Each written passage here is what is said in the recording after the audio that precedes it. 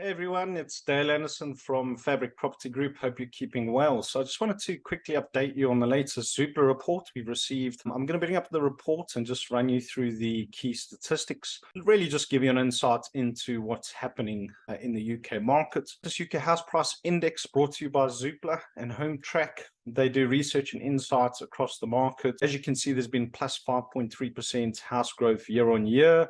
So we are still in the plus in terms of capital growth. And there's also recently seen a 4.5% discount to asking prices to achieve a sale. There's also a 14K value of the average discount to asking price in February 2023. So as you can see, we are heading into a buyer's market. So my name is Dale Anderson. I've been in property investment for almost 2 decades, and I am the managing director at Fabrik Property Group. Please give us a like. Please subscribe to our channel if you like this news, and we'll keep you updated. So to summarize, the annual house price inflation slows to 5.3%, down from 8.6% last year.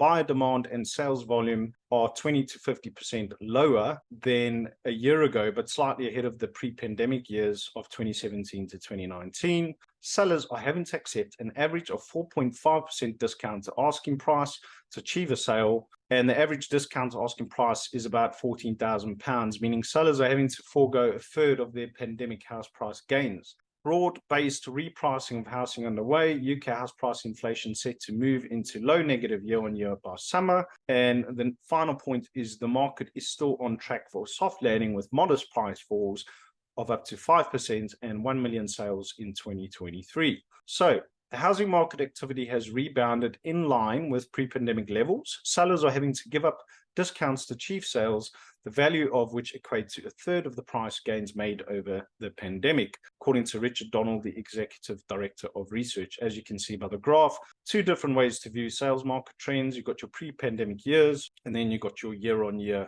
in terms of sales agreed, flow of new supply, and stock of homes for sale. So glass half full or half empty? Is it possible to take 2 opposing views on performance in the sales market? The glass half full empty view is to look at trends on a year-on-year basis, comparing this to the red hot market conditions a year ago. The glass half full view compares the current market to pre-pandemic years of 2017 to 2019, when activity levels and house price growth were more and trading conditions tougher. So I've always been a sort of glass half full kind of guy. I did say this, prices are already inflated pre-COVID.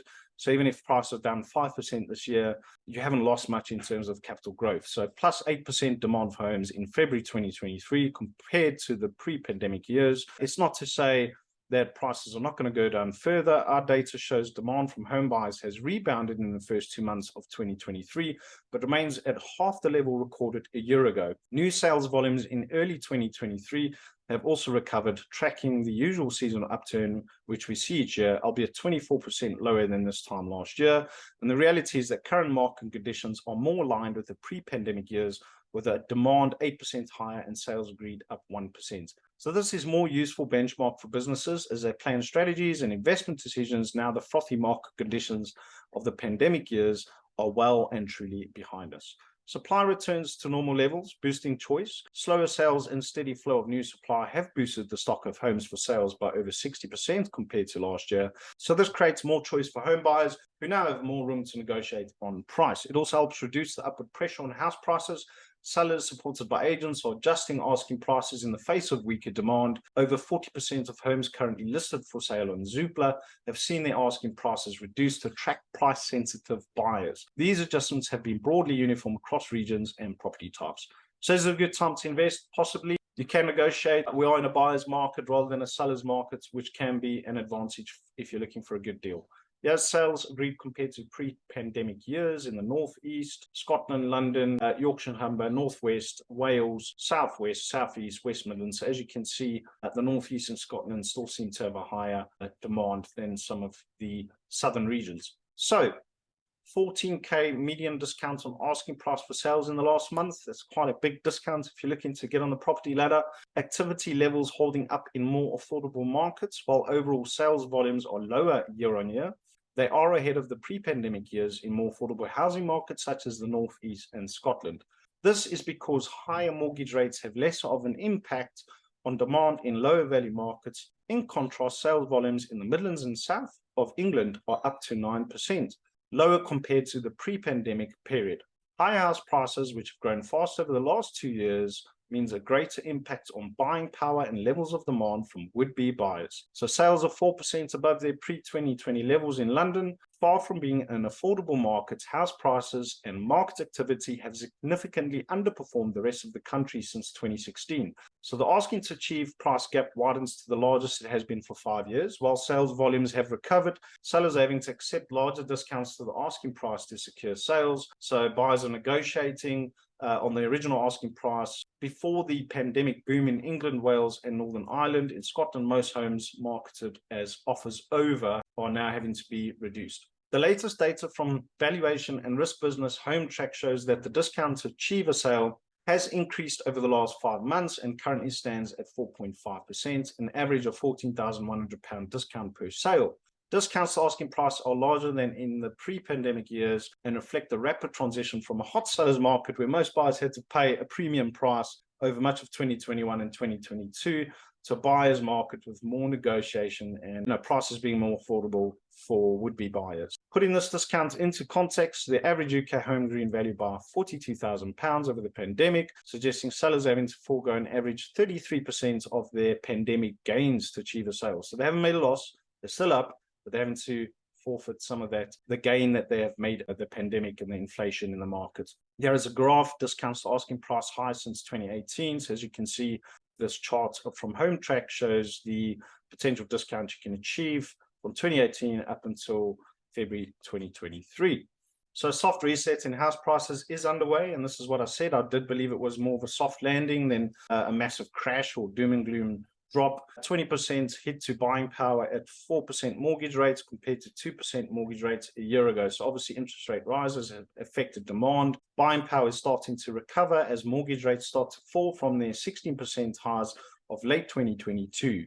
Even at 4% mortgage rates, the average home buyer has 20% less buying power than they did a year ago when mortgage rates were only 2%. This will not feed straight through into house prices. Some buyers will look to buy smaller or cheaper homes like apartments in the city centres, as we highlighted last month.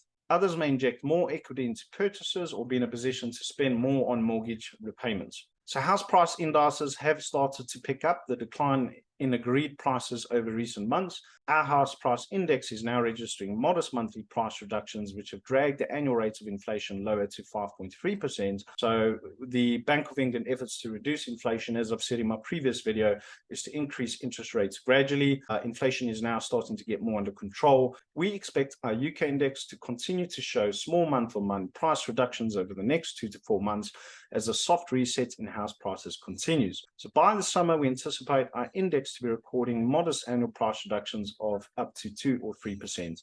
As you can see on the charts, house price growth losing momentum compared to previous years. In the UK, average and London being hit probably the hardest out of all the other areas in the UK.